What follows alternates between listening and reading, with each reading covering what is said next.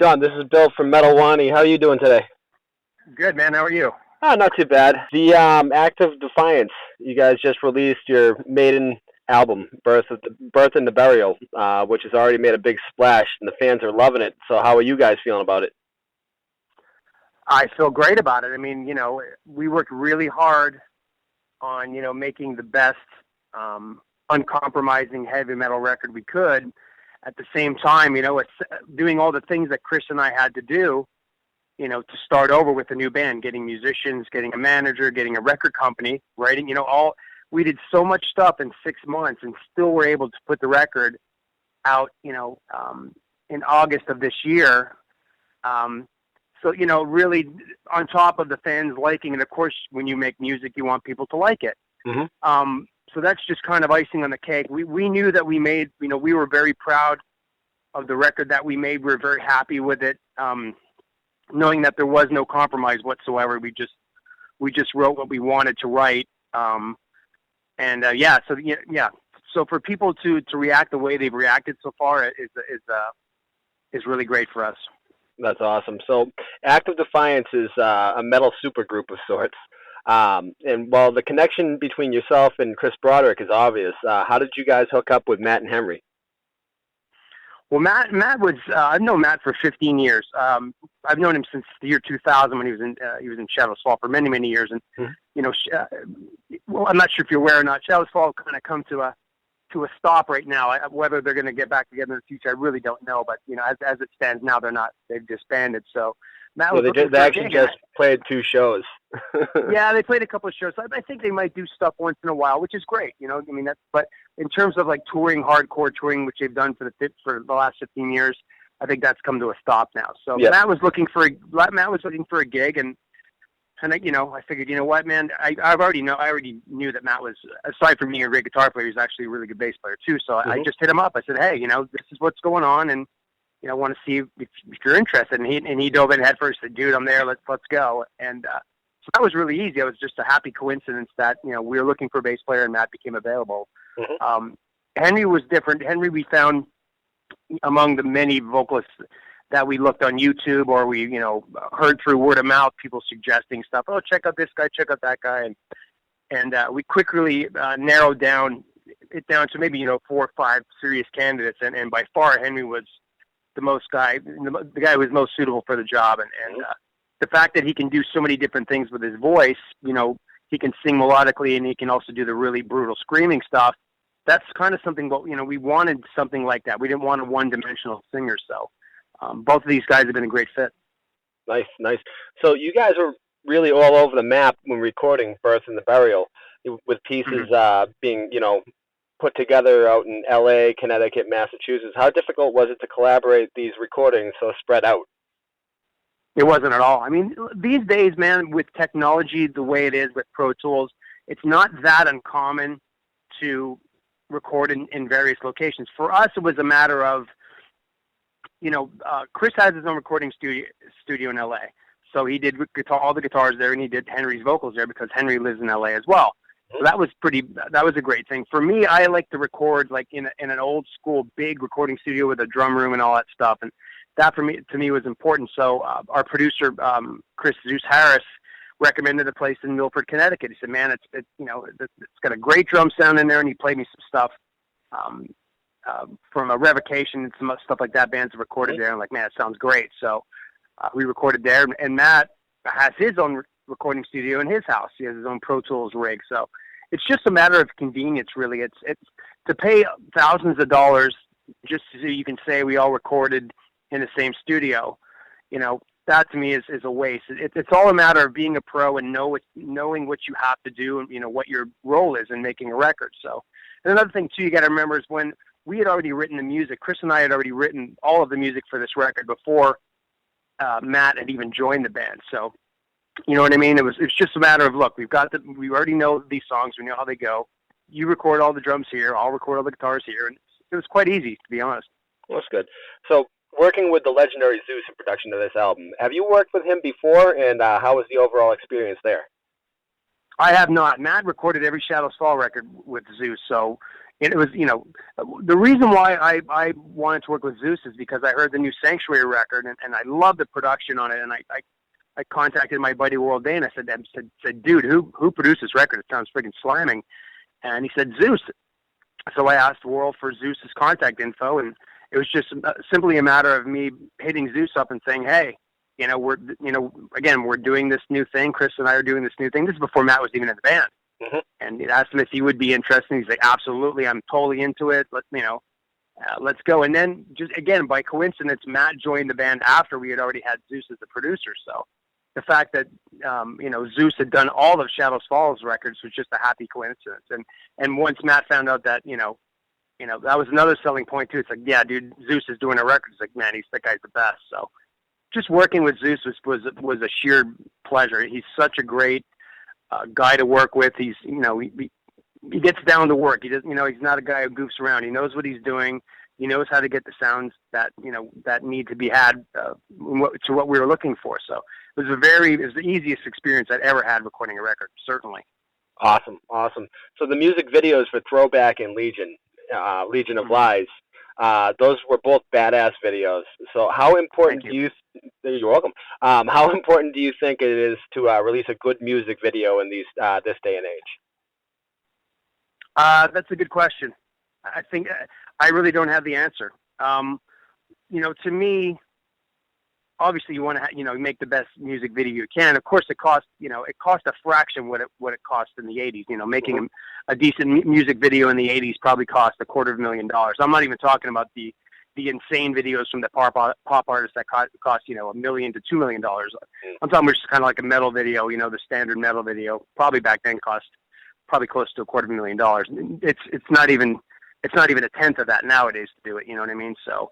But the importance of the video in the 80s was extremely important. I mean, getting your video on MTV meant potentially millions of kids were watching your video at one time. Mm-hmm.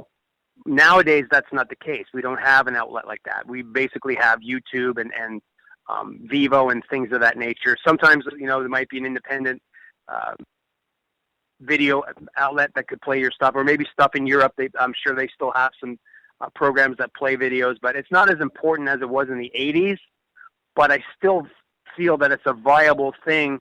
So the fans can see what the band, how they interact in the video. Cause our videos, what we wanted to do was strictly a performance video. There's no chicks dancing on cars and, fire trucks and cars blowing up and all that kind of stuff. It's purely performance videos with some, a couple of cool effects in there and stuff. But we wanted the people who watch the videos to know that we were just, a bare bones metal band.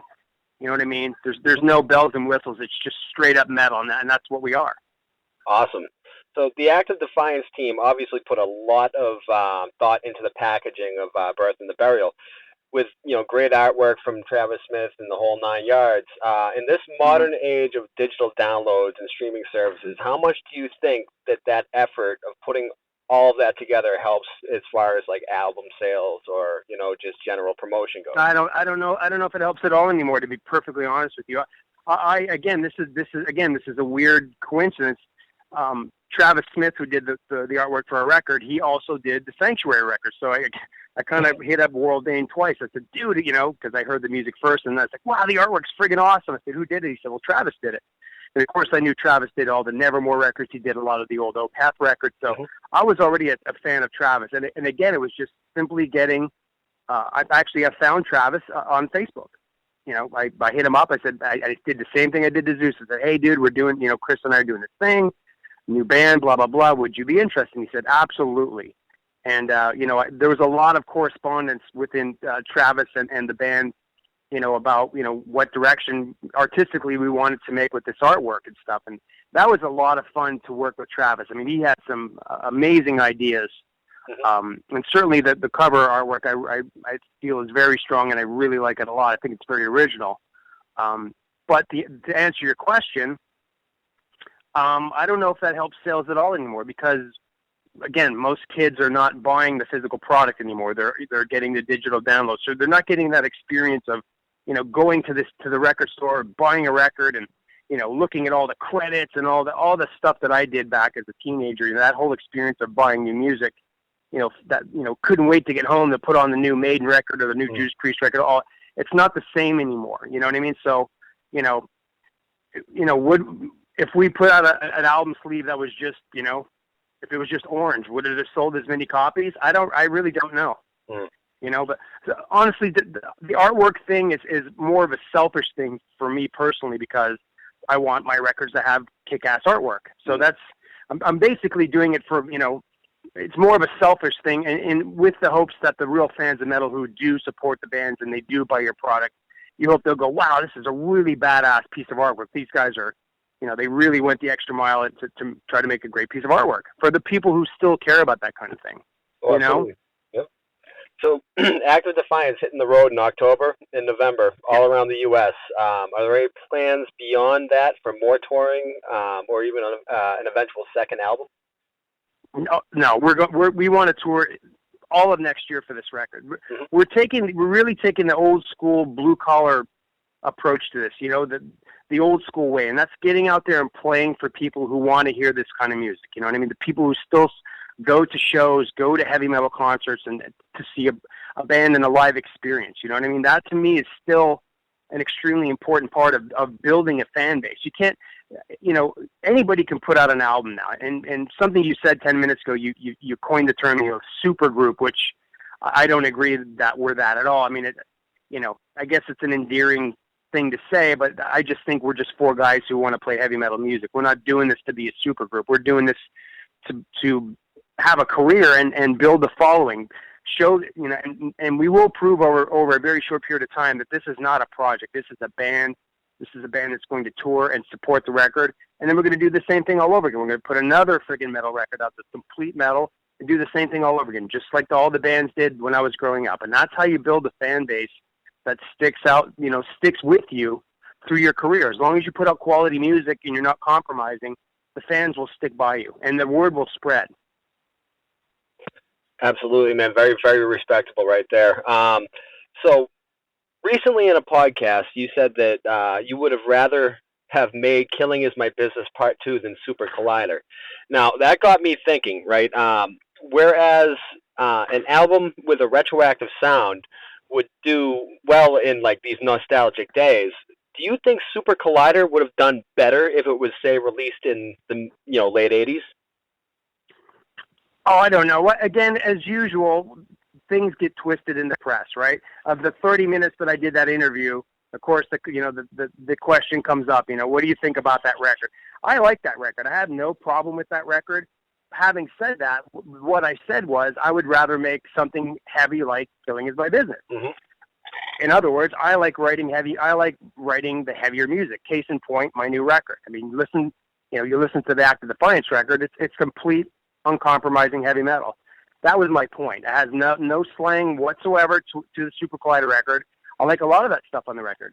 Mm-hmm. And the question was, was that the heaviest record the band ever made? Of course it was. But that band has always done different things in its career. Really heavy stuff, more commercial stuff, more stuff that was kind of a little bit left field. And that, certainly that record it was not the heaviest record. And that, of course, was my point that gets twisted in the press as usual. But it had nothing to do with I would rather make a record that sounds identical, having that band record another record that's identical to Killing Is My Business. It had no reference to that at all. What I meant was I like playing heavy, very heavy music. That was the point of that. Well, that's kind of what I got out of it anyways. Yeah, but of course, certain websites like to twist it and try to find a negative headline, which I don't pay attention to that horse shit anyway. Yeah, I hear you. Well, we try not to be like that anyways, but yeah, no, what I was basically saying is if the roles were reversed and Super Collider was released when, let's say, Killing Is My Business was released, do you think that the album sales for that and the fan reception of that album, because we all know that it was... I think the album sales would be more because at the time, records were selling 10 times what they're selling now. So I think the answer to that would be yes. Absolutely, it would have sold more records then because people were buying records then.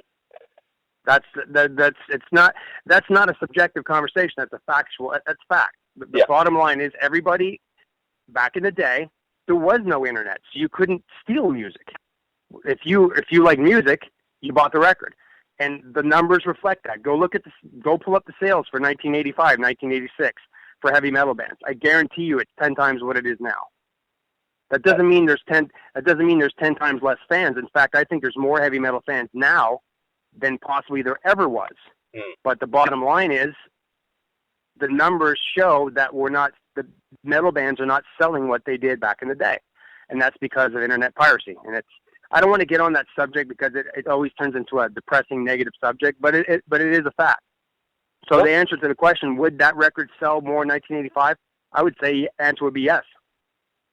All right. So do you think that, I know you said you don't want to dwell on that subject too much, but do you think that eventually a solution will present itself to kind of help things get back to where they eventually were? Or? Unless a solution is provided, it'll stay the way it is. In fact, it'll probably get even worse.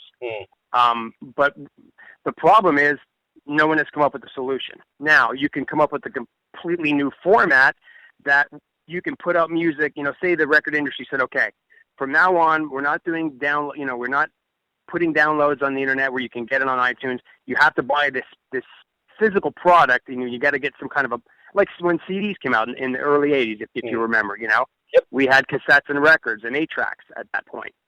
And CD became the new way to listen to music, to where everybody had to buy CD players. And I remember people bitching, I'm not going to buy a CD player. That's bullshit, blah, blah, blah. And of course, over time, everybody buys a CD player, But at some point, someone figured out, shit, I can put this CD into my computer, and I can put music on my computer and share with my friends. Thus, the pitfall and the downfall of the music industry, because sales have declined rapidly. Now, if somebody comes up with a new format, a new product where you physically have to buy it again, and you have to buy, a machine to play it on, to where you cannot put it in your computer, that will combat the problem. But who's going to do that? Is anybody going to actually do that? That's the question. Absolutely. Well, hopefully somebody does eventually, and bring everybody back to their past glory. Yeah, because that's ultimately, look, that's what the metal bands need, is support in order to survive and to thrive to where it was, where everybody was supporting the scene. And look, it dominated MTV for several years. That was a beautiful thing. Anybody could say whatever they want to, say something negative about that. They're idiots, because it was an amazing thing. It's like, dude, they're playing friggin' metal all the time in MTV, and it's being exposed to millions of people. That's an amazing thing. Absolutely. I was there, I know.